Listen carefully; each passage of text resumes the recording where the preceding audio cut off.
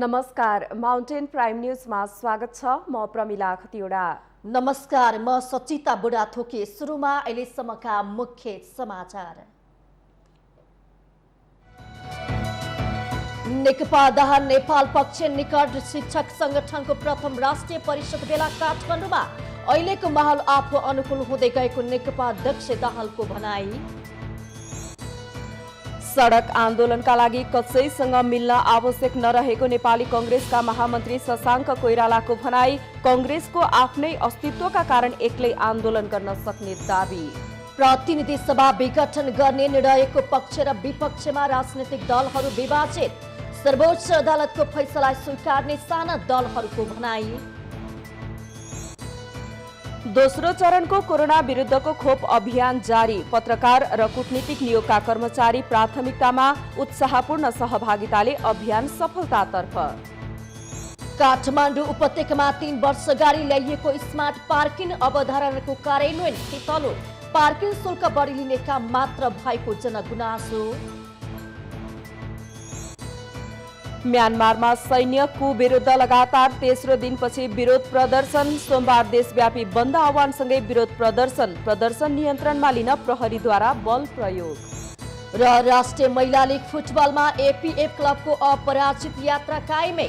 सावित्रा भण्डारीको 8 गोल। एपीएफसँग चौदण्डी गढी नगरपालिकालाई 14-0 गोलले पराजित।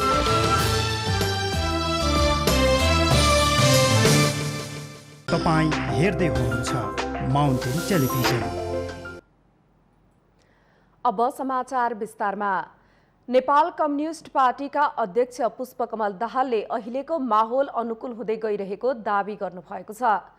सोमबार काठमाडौँमा आयोजित आफू निकट एकीकृत अखिल नेपाल शिक्षक संगठन प्रथम राष्ट्रिय परिषद बैठकमा अध्यक्ष दाहालले प्रधानमन्त्री केपी शर्मा ओली अब रक्षात्मक हुने वातावरण बनिसकेकाले अवस्था सकारात्मक बनेको बताउनुभयो। गलत प्रवृत्ति एक्सपोज हुनु थियो भयो। मैले सधैँ भन्ने गरेको छु, केपीजीले जसरी प्रतिगमन गर्ने र संविधानलाई कुल्चिने काम गर्नुभयो, प्रतिक्रान्तिको वकालत गर्न थाल्नुभयो, उहाँले बाजी हार्नुभयो भनेको छु मैले। उहाँ कलङ्कित पनि हुनुभयो इतिहासमा र उहाँले जित्ने कुनै सम्भावना छैन।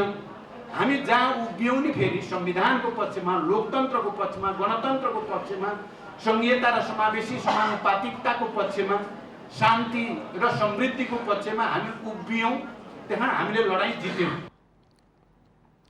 कार्यक्रमलाई सम्बोधन गर्दै अर्का अध्यक्ष माधव कुमार नेपालले अहिलेको लडाई केपी ओली र आफूहरू बीचको निजी लडाई नभएको प्रश्न पार्नुभयो। यो लडाई संघीयता, लोकतन्त्रलाई कमजोर बनाउने र बलियो बनाउन चाहने बीचको भएको उहाँको दाबी छ।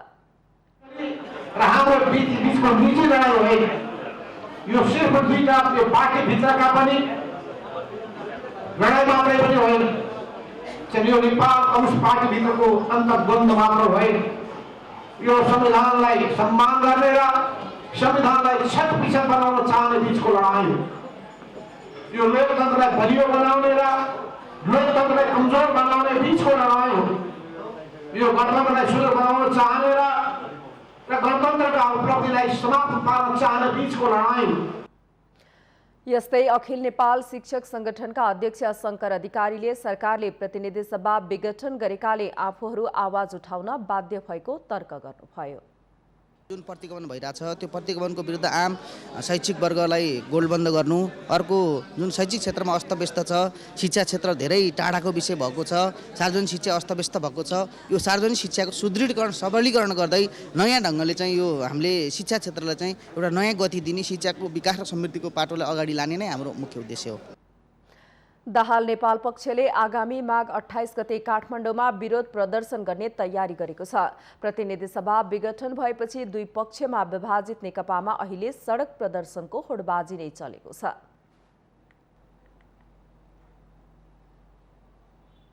नेपाली कांग्रेसका महामन्त्री शशाङ्क कोइरालाले नेपाली कांग्रेसले आन्दोलन गर्दा कसैसँग मिल्न नहुने बताउनु भएको छ। सोमबार नेपालका पूर्व प्रधानमन्त्री सुशील कोइरालाको 6औं स्मृति दिवसको अवसरमा काठमाडौँमा आयोजित कार्यक्रममा महामन्त्री कोइरालाले नेपाली कांग्रेसले आन्दोलन गर्दा कसैसँग मिल्न नहुने बताउनु भएको हो। नेपाली कांग्रेसको आफ्नै विचार र अस्तित्व भएका कारण संयुक्त आन्दोलनमा जानु नहुने पनि उहाँको तर्क छ।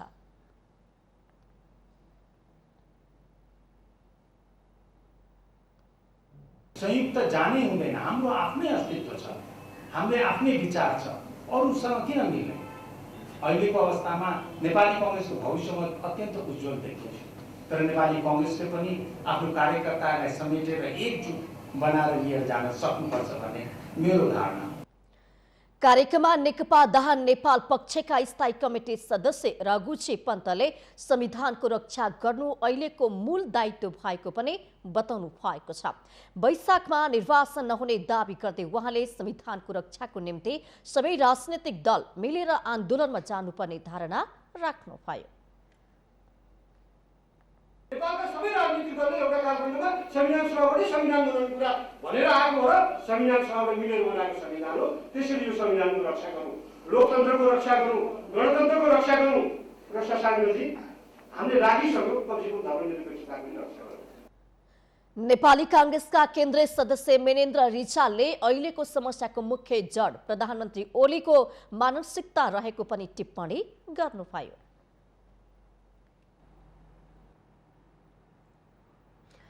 सरकारले प्रतिनिधि सभा विघटन गरेसँगै राजनीतिक दल यसको पक्ष र विपक्षमा विभाजित भएका छन्। विघटन विरुद्धको मुद्दा सर्वोच्च अदालतमा विचाराधीन रहेको अवस्थामा अहिले ताजा जनादेश कि प्रतिनिधि सभा पुनर्स्थापना भन्ने विकल्पमा जोरदार बहस भइरहेको छ।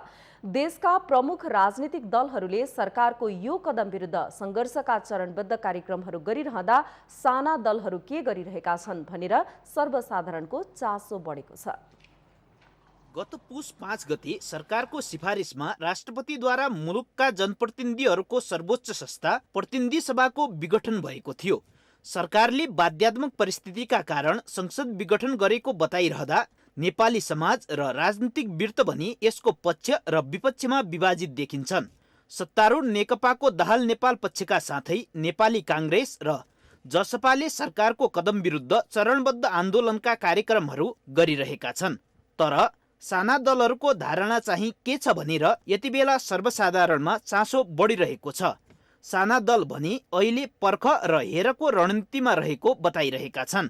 राप्रपा नेता जयन्त चन्द देशमा पटक पटक हुने गरेको प्रतिनिधि सभा विघटन व्यक्तिवादी सोचको परिणति भएको बताउनुहुन्छ। तर अदालतको फैसलापछि वैशाखमा चुनाव भएमा आफ्नो पार्टीले भाग लिने उहाँको भनाइ छ। सबै व्यक्तिगत र गुटगत स्वार्थ, जनताको राष्ट्रको स्वार्थ भलाइ भन्दा पनि आफूलाई जे गर्दा ठिक हुन्छ त्यही गर्ने प्रवृत्तिबाट प्रेरित भएर आइराखेको जस्तो लाग्छ मलाई। सर्वोच्चले यदि यसलाई ठिक ठहराउँछ र वैशाखमा निर्वाचन हुन्छ भने हामी एउटा डेमोक्रेटिक पार्टी हो, न्यायपालिकामाथि विश्वास भएको पार्टी र जनतामा सबभन्दा ठुलो कुरा हामी जनतामा विश्वास राख्छौँ। त्यो अवस्थामा अब हामीले निर्वाचनमा भाग लिन्छौँ। प्रतिनिधि सभा विघटन विरुद्धको मुद्दा यति बेला सर्वोच्च अदालतमा विचाराधीन छ। अदालतको फैसलापछि मात्रै मुलुक आम चुनावमा जाने वा प्रतिनिधि सभाको पुनर्स्थापना हुने भन्ने कुराको पनि अन्तिम निर्णय हुने देखिन्छ।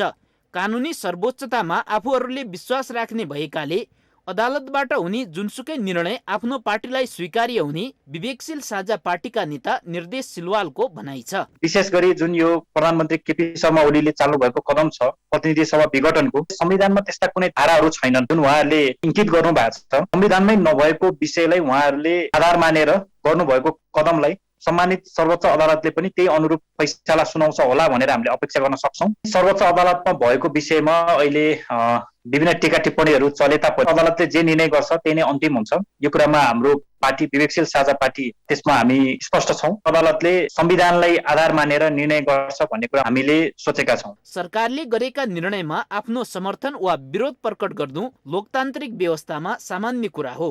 मन नपरेका विषयमा सभा, जुलुस वा विरोध प्रदर्शन गर्न पनि लोकतन्त्रमा पाइन्छ। तर लोकतान्त्रिक परिपाटीको एक महत्त्वपूर्ण आधार स्तम्भ कानुनी सर्वोच्चता पनि भएकाले अदालतको निर्णयलाई सम्पूर्ण राजनीतिक शक्ति एवं आम जनताले शिरोधार्य गर्नै पर्ने हुन्छ। माउन्टेन टेलिभिजन राजनीतिक ब्युरोको सहयोगमा प्रकाश जोशी, काठमाडौँ। प्रतिनिधि सभा विघटन विरुद्ध सर्वोच्च अदालतको संवैधानिक इजलासमा सोमबार 13 जना कानुन व्यवसायीहरूले बहस गर्नु भएको छ। प्रतिनिधि सभा विघटन सम्बन्धी रिटमाथि सर्वोच्च अदालतको संवैधानिक इजलासमा निरन्तर 20औं दिन गरिएको सुनवाईमा प्रधानमन्त्रीको तर्फबाट 13 जना कानुन व्यवसायीहरूले बहस गर्नु भएको हो। प्रतिनिधि सभा विघटन सम्बन्धी रिटमाथि सर्वोच्च अदालतको संवैधानिक इजलासमा सोमबार 4 जना वरिष्ठ अधिवक्ता र 9 जना अधिवक्ताहरूले बहस गर्नुभएको छ। वरिष्ठ अधिवक्ताहरूमा रवि शर्मा खनाल, टङ्क दुलाल, विष्णुप्रसाद भट्टराई र विष्णुमणि अधिकारी हुनुहुन्छ भने अधिवक्ताहरूमा ईश्वरी प्रसाद भट्टराई, महेश नेपाल, चन्द्रप्रसाद रेग्मी, उमा रेग्मी, अनन्त लुइटेल, लोकनाथ खरेल, मुकुन्द अधिकारी, भोजराज आचार्य र शान्तिदेवी खनालले बहस गर्नुभएको हो। वरिष्ठ अधिवक्ता रवि शर्मा खनालले प्रधानमन्त्रीले शपथ खाँदा जनताको हितमा काम गर्छु भनेर खाएकाले जनताको हितका लागि प्रतिनिधि सभाले काम गर्न नदिएको अवस्थामा ताजा जनादेशका लागि जनतामा जान सक्ने तर्क गर्नुभयो। अर्का वरिष्ठ अधिवक्ता टङ्क दुलालले वर्तमान संविधानले प्रतिनिधि सभा विघटन गर्न नसक्ने कमजोर प्रधानमन्त्रीको परिकल्पना नगरेको दावी गर्नुभयो। वरिष्ठ अधिवक्ता विष्णुप्रसाद भट्टराईले नेपालको संविधान 2072 को धारा 85 मा संविधान बमोजिम अगावै विघटन भए बाहेक प्रतिनिधि सभाको अवधि 5 वर्षको हुनेछ भन्ने उल्लेख गरिएकाले अगावै विघटन गर्ने भनेको बहालवाला प्रधानमन्त्री नै हुने बताउनुभयो। वरिष्ठ अधिवक्ता विष्णुमणि अधिकारीले करिब 2/3 नजिक बहुमतको सरकार भए पनि प्रतिनिधि सभा प्रभावकारी नभएको अवस्थामा प्रधानमन्त्रीले सार्वभौम जनतामा जाने निर्णय गरी प्रतिनिधि सभालाई प्रभावकारी बनाउने प्रयत्न गरेको दावी गर्नुभयो। अधिवक्ता महेश नेपालले प्रधानमन्त्री ओलीले संसदीय शासन प्रणालीले दिएको अधिकार प्रयोग गरेर प्रतिनिधि सभा विघटन गरेको तर्क गर्नुभयो। अर्का अधिवक्ता चन्द्रप्रसाद रेग्मीले संविधानमा सबै कुरा लेख्न सम्भव नभएकाले प्रधानमन्त्रीलाई विशेष अधिकार दिएको बताउनुभयो। अधिवक्ता अनन्त लुइटेलले वर्तमान संविधानले प्रधानमन्त्रीलाई श्री 3 जङ्गबहादुर बनाउने परिकल्पना नगरे पनि बलियो प्रधानमन्त्री बनाउने कल्पना गरेको तर्क प्रस्तुत गर्नुभयो। बलियो प्रधानमन्त्रीले प्रतिनिधि सभा विघटन गर्न सक्ने उहाँको भनाइ छ। अधिवक्ता ईश्वरी प्रसाद भट्टराई, अधिवक्ता उमा रेग्मी, अधिवक्ता लोकनाथ खरेल, अधिवक्ता मुकुन्द अधिकारी, अधिवक्ता भोजराज आचार्य र अधिवक्ता सीतादेवी खनालले सरकारसँग प्रतिनिधि सभा विघटन गर्ने अधिकार रहेको भन्दै आफ्ना तर्कहरू पेश गर्नुभएको थियो। प्रतिनिधि सभा विघटन सम्बन्धी रिटमाथि अर्को सुनुवाई बुधबार पुनः हुनेछ। प्रधान न्यायाधीश इन्द्रराज पाण्डेको निधन भएका कारण मंगलबार संवैधानिक इजलास नबस्ने भएको हो। माउन्टेन टेलिभिजनका लागि सरोज बस्याल, काठमाडौँ। नेकपाको दाहाल नेपाल पक्षले माघ 28 गते आयोजना गर्न लागेको विरोध प्रदर्शनको कार्यक्रम तालिका सार्वजनिक गरेको छ। सोमबार प्रेस विज्ञप्ति मार्फत प्रदर्शनबारे जानकारी दिएको हो। आगामी माघ 28 गते बिहान 11 बजे 5 ठाउँबाट जुलुस निकाल्ने जनाएको हो। विज्ञप्तिमा उल्लेख गरे अनुसार पुल्चोकबाट निस्कने जुलुसको नेतृत्व कृष्ण बहादुर महरा, पम्फा भुसाल र रघुजित पन्त लगायतका नेताहरूले गर्नुहुनेछ। त्यस्तै त्रिपुरेश्वरबाट निस्कने जुलुसको नेतृत्व स्थायी कमिटी सदस्य अष्टलक्ष्मी साक्य, घनश्याम भुसाल र जनार्दन शर्मा लगायतले गर्नुहुनेछ। साथै केशर महलबाट सुरु हुने जुलुसको नेतृत्व देव गुरुङ, देवेन्द्र पौडेल, भीम रावल, शक्ति बस्नेत लगायतका नेताहरूले गर्नुहुनेछ। त्यसैगरी माइती घरबाट निस्कने जुलुसको नेतृत्व अमृत कुमार बोहरा, गिरिराज मणि पोखरे लगायत नेताहरूले गर्नुहुनेछ भने जमलबाट निस्कने जुलुसको नेतृत्व लीलामणि पोखरे लगायतका नेताहरूले गर्नुहुनेछ। विभिन्न स्थानबाट आएका जुलुसहरू काठमाडौँको प्रदर्शनी मार्गस्थित सभा स्थलमा जम्मा हुने तयारी रहेको जनाइएको छ। माउन्टेन प्राइम न्यूजमा पालो भएको छ विश्रामको।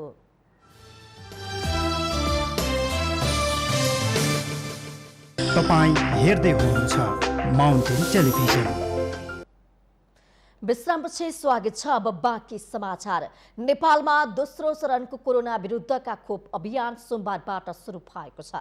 दोस्रो चरणमा सरकारले पत्रकार र कूटनीतिक नियोगका पदाधिकारीलाई खोप दिने गरी अभियान सञ्चालन गरेको हो। उपत्यकाका 4वटा अस्पतालमा लगाइने खोप सोमबारदेखि शुक्रबारसम्म चल्नेछ।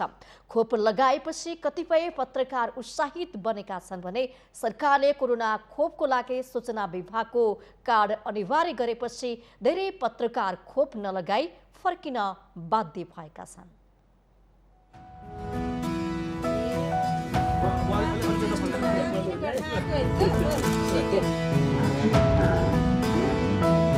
कोरोना महामारीका कारण आक्रान्त भएका जनमानस अभियानको सुरुवातसँगै उत्साही बनेका थिए। पहिलो चरणमा नेपालमा आइपुगेको 10 लाख डोज खोप कोरोना संक्रमणको उच्च जोखिममा रहेका अग्रपंक्तिमा काम गर्नेहरूलाई लगाउने सरकारको योजना थियो। पहिलो चरणमा स्वास्थ्यकर्मी, सफाईकर्मी लगायतका 4,30,000 जनालाई खोप दिने लक्ष्य अनुरूप अभियान सुरु गरेको भए पनि लक्ष्य अनुरूप खोप लगाउन नआएपछि बाँकी रहेको खोप सरकारले पत्रकार र कूटनीतिक नियोगका कर्मचारीलाई दिने निर्णय गरेको छ। यति बेला हामी सिभिल अस्पताल मिन भवनमा आइपुगेका छौँ। दोस्रो चरणको खोप अभियान के कसरी सञ्चालन भइरहेको छ यसका बारेमा यहाँहरूलाई जानकारी दिनेछौँ।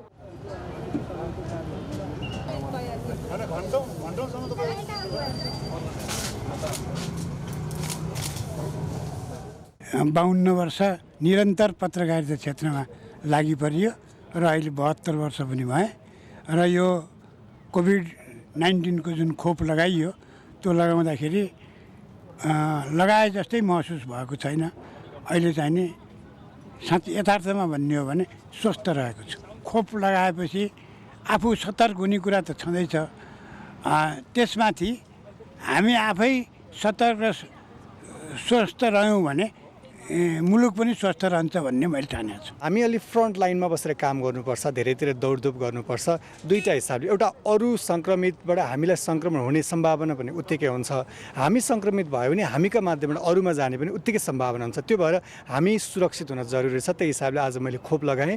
अब ढुक्कका साथ आफ्नो काम गर्न, विभिन्न पक्षहरूसँग भेटघाट गर्न र विभिन्न ठाउँमा जानको लागि सुरक्षित महसुस भएको त छ। तर अझै पनि अपनाउनु पर्छ। जस्तै मास्कको कुरा, अलिकति अरू सावधानी कुराहरू चाहिँ निरन्तर यस कुरामा चाहिँ ध्यान दिनैपर्छ। यहाँ हामीले नेपालमा बनेको पनि होइन, बाहिर यसरी ठुला ठुला वैज्ञानिकहरूले खोज गरेर यसरी अनुसन्धान गरेर ल्याएको यो खोप लाउन नहुने भनी चाहिँ होइन। यो फेरि पहिलो परीक्षण पनि होइन, यो परीक्षण गरेर स्वीकृति पाइसकेर लाउन सुरु गरेको हो नि। अनि यसले त्यस्तो खासै धेरै असर गरेको यही कारणले भनेर आएको पनि छैन। अब हामीले रिस्क नलिए कसले लिने? यो त लाउनुपर्छ। यसरी डराउनु हुन्न जस्तो लाग्छ मलाई। डराउनु हुन्न भन्छु म, सबैजनालाई लगाउनुपर्छ नै भन्छु। विश्वभरि धेरै देशहरूमा चाहिँ यो खोप सञ्चालन भइरहेको छ र रिजल्ट पनि राम्रो आएको भनेर वैज्ञानिकहरूले भनिरहेका छन्। त्यो अवस्थामा चाहिँ हामीले कतै शङ्का गरेर खोप लगाउने कि नलगाउने भनेर भनिरहनु पर्छ जस्तो मलाई लाग्दैन।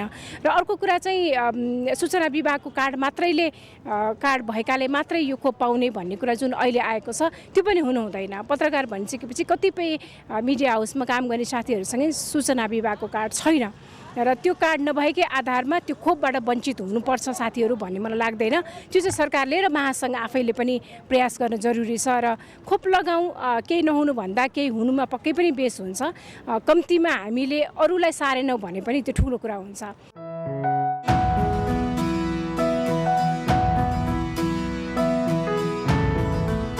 भारत सरकारले अनुदानमा 10 लाख खोप डोज दिएको थियो। सोही खोप सरकारले पहिलो चरणमा स्वास्थ्य कर्मीहरूलाई माघ 14 गतेदेखि लगाउन सुरु गरेको थियो। देशभर औपचारिक र अनौपचारिक रूपमा रहेका पत्रकारको संख्या 30,000 को हाराहारीमा रहेको छ। यद्यपि नेपाल पत्रकार महासङ्घले 13,000 जनालाई कोभिड खोप लगाउन स्वीकृति दिएको जनाएको छ।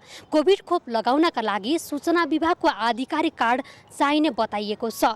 तर बाँकी रहेका पत्रकारहरू भने सूचना विभागको आधिकारिक कार्ड नभएका कारण वञ्चित रहेका छन्। यस विषयमा सम्बन्धित निकायको ध्यान जान जरुरी देखिन्छ। माउन्टेन टेलिभिजनका लागि क्यामेरामा विवेक श्रेष्ठका साथमा सङ्गीता अधिकारी, काठमाडौँ।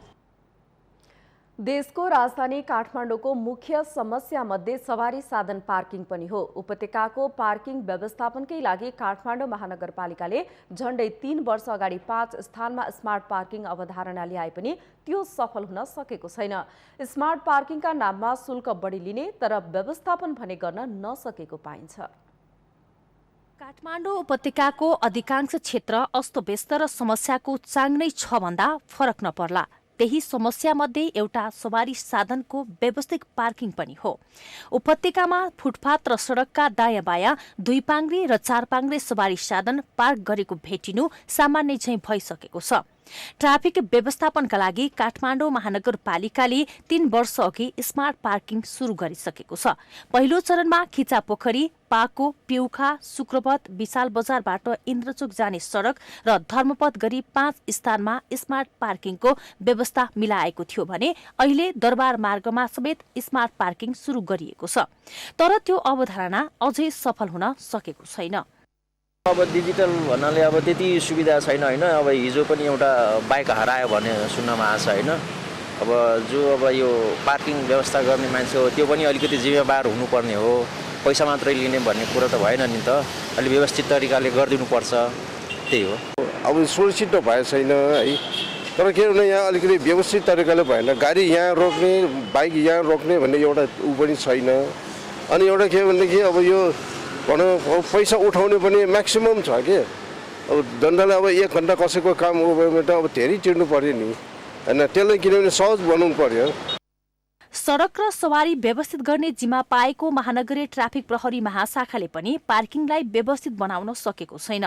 उपत्यकामा पार्किङको समस्या हुँदा जथाभावी पार्किङ गरिराखेका सवारी दैनिक जसो ट्राफिक प्रहरीले ठूलो संख्यामा नियन्त्रणमा लिने गरेको छ। यसबाट जरिवाना बापत दैनिक 4 देखि 5 लाखसम्म राजस्व महानगरलाई बुझाउने गरेको छ। एउटा मोटरसाइकलको राजस्व 1000 रुपियाँ लाग्छ। जसले अनियमित ठाउँमा, जसले नो पार्किङ गर्ने ठाउँ छ त्यहाँ पार्किङ गरे भने त्यो ल्याएर यहाँ ल्याएर राखेपछि त्यो छुटाउनका निम्ति 1000 रुपियाँ राजस्व, 1000 रुपियाँ जरिवाना काठमाडौँ महानगरपालिकाले तिर्नुपर्छ। र करिब करिब सरदर 200 देखि 300 400सम्म गाडी मोटरसाइकलहरू एक दिनमा आउँछन् भनेको 2 देखि 4 लाखसम्मको राजस्व चाहिँ काठमाडौँ महानगरपालिकाले ट्राफिकको सहायतामा हामी सबैले मिलेर त्यो नो पार्किङलाई ठिक गर्नका निम्ति कारबाही गर्नुपर्ने हाम्रो बाध्यता हो। काठमाडौँ महानगरपालिकाले भने ट्राफिक व्यवस्थापन चुस्त बनाउन कमी कमजोरी सुधारेर पार्किङ स्थल व्यवस्थित बनाउन लागि परेको दावी गरेको छ। एउटा मोडेल छ, एउटा अफ द रोड र अर्को अन द रोड भन्ने चाहिँ छ। यो अन द रोडमा चाहिँ हामीले यो अहिलेको पार्किङ मैले अघि पनि भने जहाँ छ त्यहीँ हामीले गरेका छौँ। त्यसलाई व्यवस्थित मात्र गर्न खोजेका छौँ। अलि स्मार्ट हामीले चाहिँ त्यति गर्न सकिरहेको छैन। अब चाहिँ अहिले समस्या के देखिएको छ भने त्यो अब जहाँ हामीले पार्किङ गर्यौँ अब त्यो पार्किङ चाहिँ त्यहाँ नगरिकन अर्को पार्किङ नरहेको ठाउँमा अहिले भिडभाड भएको अवस्था चाहिँ छ। काठमाडौँ देशकै राजधानी हो, तर यहाँ सवारी साधन चलाउनेलाई निकै शास्ति छ। विशेष गरी निजी सवारी साधन हुनेलाई कठिन छ। सडक र सवारी अस्तव्यस्त हुँदा संघीय राजधानी काठमाडौँ कुरूप बन्दै गएको छ। क्यामेरामा निखिल कपालीका साथमा अप्सरा गौतम, काठमाडौँ। नेपाली कांग्रेसका उपसभापति विमलेन्द्र नेधीले आगामी चुनावमा नेपाली कांग्रेसलाई कसैले पनि हराउन नसक्ने दावी गर्नु भएको छ। नेपाल प्रेस युनियन पर्साले सोमबार आयोजना गरेको पत्रकार सम्मेलनमा उपसभापति नेधीले यस्तो दावी गर्नु भएको हो। उहाँले प्रतिनिधि सभा पुनर्स्थापना नभए तोकिएको मितिमा निर्वाचन हुनुपर्नेमा जोड पनि दिनुभयो।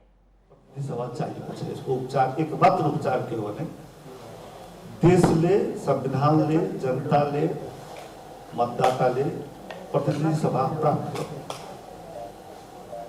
त्यसको उपचार र हामी सबै प्रतिनिधि सभा प्राप्त गर्नको लागि क्रियाशील रहनुपर्दछ, अग्रसर रहनुपर्दछ, त्यसको लागि काम गर्नुपर्दछ।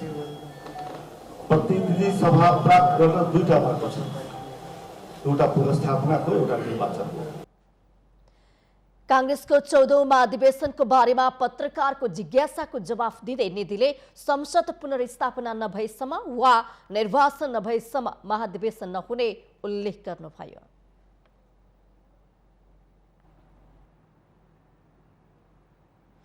सिंहदरबारको अधिकार गाउँ-गाउँसम्म भन्ने नारा अहिलेसम्म व्यवहारमा लागू नभएको दाङको बबई गाउँपालिकाका स्थानीयको गुनासो रहेको छ। यस क्षेत्रमा विद्युत, सञ्चार सेवा, खानेपानी, सडक जस्ता कारण गुनासो बढेको हो। भोबई गाउँपालिका 5 जौबारीमा अहिलेसम्म विद्युत, सञ्चार, खानेपानी जस्ता सेवाहरू पुग्न सकेको छैन। फोन गर्नको लागि मात्र आधा घण्टाभन्दा बढी हिँडेर अग्ला डाँडासम्म जानुपर्ने बाध्यता छ। त्यस्तै सडकको समस्याका कारण सुत्केरी हुने महिलाहरूले घरमै बच्चा जन्माउनु पर्ने अवस्था रहेको छ। यसको साथै गाउँमा खानेपानीको पनि समस्या रहेको छ। अहिलेसम्म आफूहरूले खोलाको पानी खाँदै आएको र त्यही पानी लिन जानको लागि पनि आधा घण्टादेखि 2 घण्टासम्म हिँड्नुपर्ने बाध्यता रहेको स्थानीयको गुनासो छ। खोलाको पानी खान्छौँ अनि अहिले खोलाको पानी खान्छौँ, पछि भेकुटाले अन्डा पारेको पानी खान्छौँ अनि बजेट दिएको बजेट पनि फिर्ता लैयो अनि के गरौँ हामीले? आधी घन्टा हिँड्न पर्छ, सक्नेलाई नसक्नेलाई त मलाई त 2 घण्टा 3 घण्टा लाग्छ। लामो समयदेखि बिजुलीको पोलहरू गाडिएको भए पनि अहिलेसम्म विद्युत सेवा सञ्चालन हुन सकेको छैन। प्रयोगमा नआई कतिपय पोलहरू ढलिसकेका छन्। त्यस्तै सडक राम्रो नहुँदा स्थानीयहरू वर्षायाममा निकै दुःख भोग्दै आएका छन्। वर्षायाममा सडक बन्द हुँदा बिरामीहरूलाई बोकेर नै अस्पताल लैजानुपर्ने अवस्था रहेको छ। पानी छैन, खोलाको पानी खान्छौँ, पानी आउँदा खोला आउँदा पनि त्यही धुम्रो पानी खान्छौँ। अब सबै आउँछन् राम्रो पानी ल्याउनुहोस् हामीलाई, धाराको पानी दिनुहोस् भन्छन्, हामी त्यही खोलाको पानी खान्छौँ, त्यही खाऊ भन्छौँ। हजुर, गोर्खामा समस्या हुन्छ, अचाल पनि नुहाउने धुवाउने कपडा धुने सबै फोहोर, खाने पनि त्यही छ, नुहाउने पनि त्यही छ। यता स्थानीय तहका प्रमुखहरूले भने आफ्नो वडालाई समृद्ध बनाउनको लागि काम गर्दै आइरहेको बताएका छन्। भोबई गाउँपालिका वार्ड नम्बर 1 लाई समृद्ध बनाउनको लागि चाहिँ अब यहाँका जति पनि आवश्यकता चिजहरू जस्तै शिक्षाको कुरा भयो, शिक्षाको लागि पनि हामीले अब भोबई गाउँपालिका वार्ड नम्बर 1 मा चाहिँ 9वटा विद्यालयहरू छन्। तपाईँको आबी विद्यालय 7वटा, निमाई विद्यालय एउटा र मावि विद्यालय गरी एउटा मावि विद्यालय एउटा गरेर चाहिँ 9वटा विद्यालयहरू सञ्चालन गरिएको छ। स्वास्थ्यको अवस्थामा भन्यो भनेदेखि भोबई गाउँपालिकाको यो वार्ड नम्बर 5 को यो लिम्फोली जुन क्षेत्र वार्ड सीमा छ, यो अत्यन्त विगत भएको क्षेत्र हो। विगत लामो समयदेखि यहाँ स्वास्थ्यमा हामीले एउटा खालको सेवा सुविधा दिन नसकेको र अहिले पछिल्लो चरणमा हामीले ठेक्का टेन्डर गरेर भोबई गाउँ वार्ड नम्बर 5 को भव्य रूपमा स्वास्थ्य चौक निर्माण गरिसकेको छ। दैनिक रूपमा भोग्दै आएका समस्या समेत समाधान नभइरहेको अहिलेको अवस्थामा दाङको ग्रामीण भेगमा भने आधारभूत आवश्यकता पूरा गर्न समेत स्थानीयलाई कष्ट हुने गरेको छ। गाउँमा सिंहदरबार बनाउन भन्दा यी समस्या समाधानमा जोड दिन आवश्यक रहेको देखिन्छ। माउन्टेन टेलिभिजनका लागि दाङ सहकर्मी विकास डाँगीको सहयोगमा जिल्ला ब्युरो। माउन्टेन प्राइम न्यूजमा पालो भएको छ विश्रामको।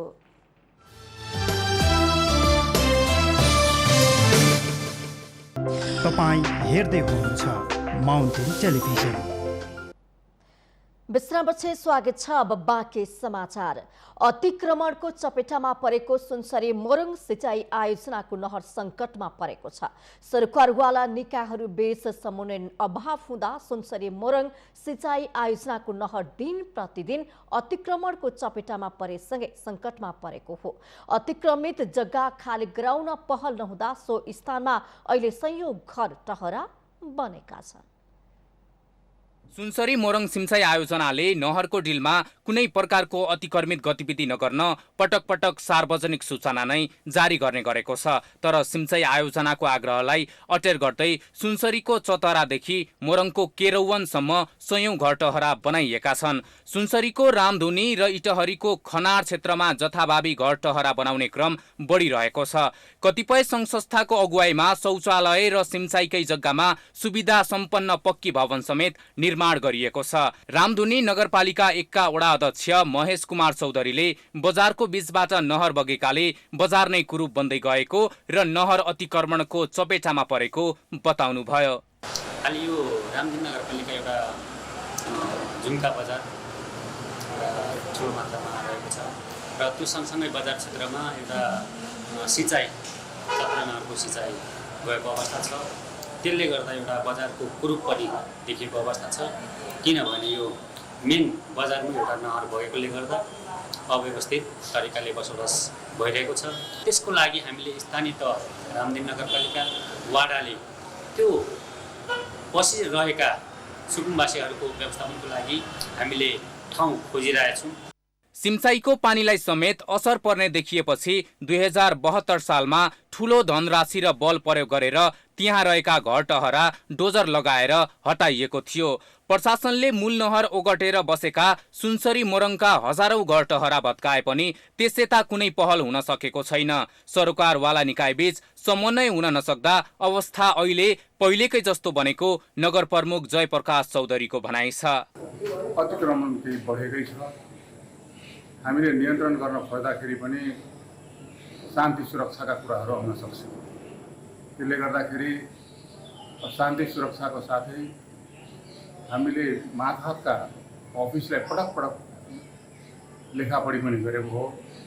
तपाईहरु मात्रै यहाँ आएर एउटा स्वामित्व लिदिनुहोस्, हामी नगरपालिकाले पूर्ण रूपमा जिम्मेवारी बोकेर अगाडि बढ्छौँ भन्दाखेरि पनि त्यो कार्यान्वयनसम्म हामी पुग्न सकेनौँ। सुनसरीको बराहा क्षेत्र नगरपालिका स्थित चताराबाट मोरङको केरौवनसम्म 53 किलोमिटर नहरको डिलमा घर टहरा बनाइने क्रम नरोकिँदा नहर साँघुरिँदै गएको छ। 2 वर्ष यता रामधुनी नगरपालिकाको झुम्का बजारदेखि उत्तर दक्षिण दुवैतर्फ मूल नहर आसपास घर टहरा बनाउने क्रम बढ्दै गएको छ। मोरङको बुढीगंगा गाउँपालिकादेखि केरौवनसम्म पनि ठाउँ ठाउँमा घर टहरा बनाइएका छन्। सम्बन्धित निकायले बेलैमा समन्वय गरी अतिक्रमित जग्गा खाली गराउन सचेत हुनुपर्ने देखिन्छ। माउन्टेन टेलिभिजनका लागि सुनसरी सहकर्मी विनोद आचार्यको सहयोगमा जिल्ला ब्युरो। म्याग्दीको बेनी नगरपालिकाको 8औं नगरसभा सोमबार सम्पन्न भएको छ।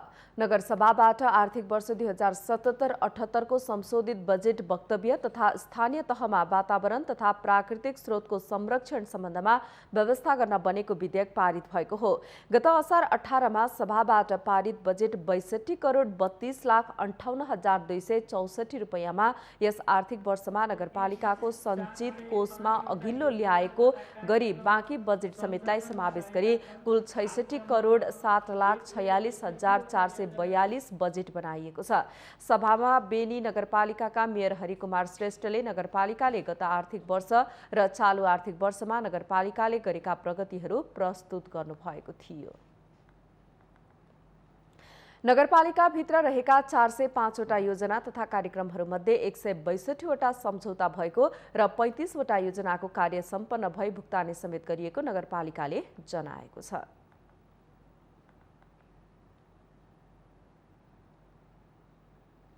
सामाजिक सङ्घ संस्थाहरूले नियमित रूपमा रक्तदान अभियान सञ्चालन गर्न थालेसँगै बागलुङमा रगत अभाव हुने समस्यामा कमी आएको छ। विभिन्न रोगको उपचार तथा शल्यक्रिया गर्दा दुर्घटना हुँदा तथा महिलाहरूको प्रसुतिको बेला रगतको अभावले कुनै पनि बिरामीको अकालमा मृत्यु हुन पर्ने समस्या हाल न्यूनीकरण भएको पनि बताइएको छ। उपचारका लागि बागलुङ आउनेहरूले केही समय यता सहजै रगत पाउने गरेका छन्। नेपाल रेडक्रस सोसाइटी जिल्ला शाखा बागलुङले स्थापना गरेको रक्त सञ्चार केन्द्र बागलुङमा रक्तदान गर्ने सङ्घ संस्था बढेसँगै धौलागिरी अस्पताल बागलुङमा उपचारका लागि आउने बिरामीहरूलाई आवश्यक रगत सहज रूपमा उपलब्ध हुन थालेको हो। सोही कारण रगतको अभावमा कुनै पनि बिरामीको अकालमा मृत्यु हुन परेको छैन। रगत अभावका कारण कुनै पनि व्यक्तिले ज्यान गुमाउन नपरोस् भनेर जिल्लामा नेपाली सेना, सशस्त्र प्रहरी, नेपाल प्रहरी, निजामती कर्मचारी संगठन, नेपाल विद्यार्थी सङ्घ लगायतका सङ्घ संस्थाले नियमित रक्तदान अभियान सञ्चालन गर्दै आएको कारण बागलुङमा रगतको कमी नभएको धौलागिरी अस्पताल बागलुङले जनाएको छ। हामीलाई जहिले पनि रगतको अभाव हुँदाखेरि सम्बन्धित डोनेसन ब्लडदाताहरू रक्तदाताहरूलाई चाहिँ बोलाएर तत्काल लिएर त्यसपछि बिरामीलाई उपचार गर्न पर्ने अवस्था भइरहेको सन्दर्भमा अहिले जुन ब्लड डोनेसन मार्फत रगतहरू आउँदा बिरामीहरूलाई चाहिँ केही समय कुरेर रगत लिन पर्ने अवस्थाको चाहिँ अन्त्य भइरहेको अवस्था छ। रक्त सञ्चार केन्द्र बागलुङमा 2076 श्रावणदेखि 2077 असार मसान्तसम्म 257 युनिट रगत सङ्कलन भएकोमा 131 युनिट धौलागिरी अस्पताल बागलुङका बिरामीको उपचारमा प्रयोग भएको छ। अस्पतालमा डायलिसिस गर्नुपर्ने बिरामी बढेपछि रगतको खपत समेत बढेको छ। पहिलाको वर्षमा चाहिँ हामीले धेरै होइन 257 युनिट हामीले चाहिँ टोटल कलेक्सन गरेका थियौँ र टोटल सप्लाईमा चाहिँ 131 सप्लाई गरेका थियौँ र अहिले चाहिँ धेरै अहिले यो साउन मसान्तदेखि यता हामीले धेरै नै अहिले 450 480 कलेक्सन गरिसकेका छौँ। बागलुङबाट रगत पठाए बापत क्षेत्रीय रक्त सञ्चार केन्द्र पोखराबाट रगत सङ्कलनको लागि खाली ब्याग दिने गरिएको छ। कुनै पनि बिरामीको रगत अभावमा मृत्यु हुन नपरोस् भनेर रक्त सञ्चारसँग समन्वय गरेर रक्तदान कार्यक्रम गर्ने गरिएको सहयोगी दाताहरूले बताएका छन्। कुनै पनि चाहिँ बिरामीहरू चाहिँ रगतको कारणले आफ्नो चाहिँ जीवन गुमाउन नपरोस् भन्ने उद्देश्यले हामीले चाहिँ रक्तदान कार्यक्रम आयोजना गरेका छौँ। र सबै साथीहरूलाई म के आग्रह गर्न चाहन्छु भने यस धौलागिरी क्षेत्रमा धौलागिरी अञ्चल अस्पताल लगायत सम्पूर्ण नर्सिङ लगायत अन्य चाहिँ स्वास्थ्य संस्थाहरूमा चाहिँ कुनै पनि बिरामी चाहिँ रगतको कारणले बची नहोस् भन्ने उद्देश्यले हामीले यो कार्यक्रम गरेका छौँ। बागलुङ अस्पतालमा यो रगतको अभाव नरहोस् भन्ने उद्देश्य राखी आज रक्तदान कार्यक्रम गरेको छ र लायन्स र यो कार्यक्रम बागलुङमा अवस्थित यी संस्थाहरूले सधैँ सामाजिक काम गर्दै आएको छ र जसले एकदमै फरक पारिएको छ। अझै साथीहरूले यो रक्तदान कार्यक्रम गरेर अरू साथीहरूलाई पनि एकदम उत्साह गरेको छ। धौलागिरी अस्पताल बागलुङमा नियमित रूपमा मृगौला रोगीहरूको डायलिसिस सेवा सुरु गरेपछि अस्पतालमा रगतको खपत हुने गरेको छ। रक्तदाताको सक्रियता बढेपछि बागलुङमा रगतको अभाव हुन छाडेको हो। माउन्टेन टेलिभिजनका लागि बागलुङ सहकर्मी सुवास आचार्यको सहयोगमा जिल्ला ब्युरोको रिपोर्ट। हामीसँग आर्थिक अन्तर्राष्ट्रिय र खेल समाचार अझै बाँकी छन्। माउन्टेन प्राइम न्युजमा फेरि पालो भएको छ विश्रामको।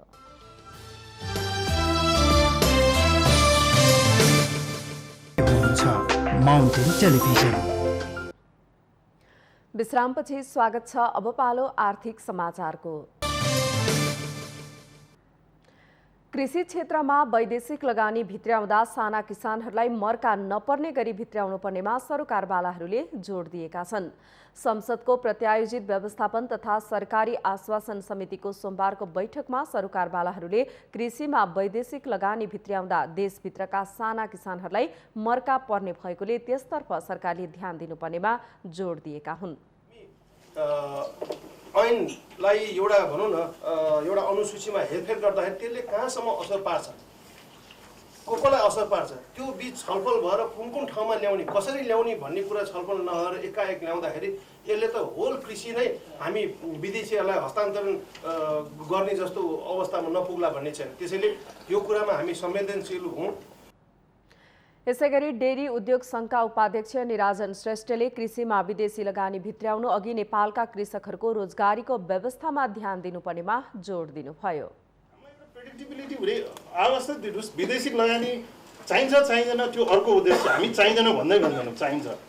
केमा चाहिन्छ बसौँ, स्टेक होल्डर्स छलफल गरौँ तर यसको लागि चाहिँ यसो काम नगरौँ कि हामीलाई चाहिँ यो छिद्र राखेर भोलि आफूले पोलिसी चाहिँ यसलाई चाहिँ टोलमोड गर्ने, करप्सन गर्ने, पोलिसी करप्सन गर्ने पाटो चाहिँ नखराखौँ भन्ने मेरो आग्रह हो। यो समितिलाई यो पाटो हो। उद्योग वाणिज्य तथा आपूर्ति मन्त्रालयका सचिव वैकुण्ठ हरियालले कृषिमा विदेशी लगानी साना तथा मझौला उद्योगमा नभई ठूला उद्योगमा भित्र्याउन लागि स्पष्ट पार्नुभयो। जसरी साना उद्योगमा खोलिरहेको थियो 2049 सालमा साना उद्योगमा आओस् भनिएको छैन, मझौला उद्योगमा आओस् पनि भनिएको छैन।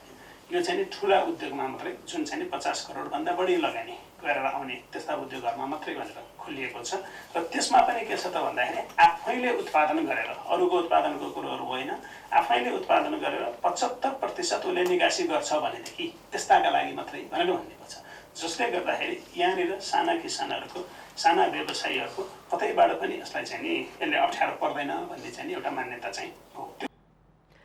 यसैगरी कृषि तथा पशुपन्छी विकास मन्त्रालयका सचिव डाक्टर प्रेम नारायण कडेलले कृषि तथा पशुपन्छी क्षेत्रको विकासमा नीति तथा कानुन बनाउँदा सम्बन्धित क्षेत्रको धारणा लिनुपर्ने बताउनुभयो। तपाईं हेर्दै हुनुहुन्छ माउन्टेन टेलिभिजन। यो सँगै हामी माउन्टेन प्राइम न्युजको अन्त्यमा आइपुगेका छौँ। जाँदा जाँदै मुख्य समाचार पुनः एकपटक।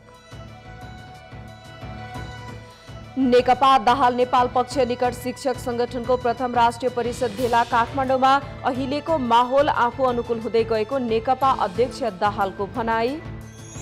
सडक आन्दोलनको लागि कसैसँग मिल्न आवश्यक नरहेको नेपाली कांग्रेसका महामन्त्री शशाङ्क कोइरालाको भनाई। कांग्रेसको आफ्नै अस्तित्वको कारण एक्लै आन्दोलन गर्न सक्ने दाबी। प्रतिनिधि सभा विघटन गर्ने निर्णयको पक्ष र विपक्षमा राजनीतिक दलहरू विभाजित। सर्वोच्च अदालतको फैसला स्वीकार्ने साना दलहरूको भनाई।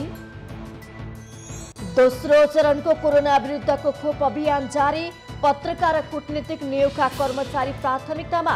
उत्साहपूर्ण सहभागिताले अभियान सफलतातर्फ। काठमाडौँ उपत्यकामा 3 वर्ष अगाडि ल्याइएको स्मार्ट पार्किङ अवधारणाको कार्यान्वयन फितलो। पार्किङ शुल्क बढी लिने काम मात्र भएको जनगुनासो। म्यानमारमा सैनिकको विरुद्ध लगातार तेस्रो दिन पनि विरोध प्रदर्शन। सोमबार देशव्यापी बन्द आह्वानसँगै विरोध प्रदर्शन। प्रदर्शन नियन्त्रणमा लिन प्रहरीद्वारा बल प्रयोग। र राष्ट्रिय महिला लीग फुटबलमा एपीएफ क्लबको अपराजित यात्रा कायमै। सावित्रा भण्डारीको 8 गोल। एपीएफसँग चौदण्डीगढी नगरपालिकालाई 14-0 गोलले पराजय।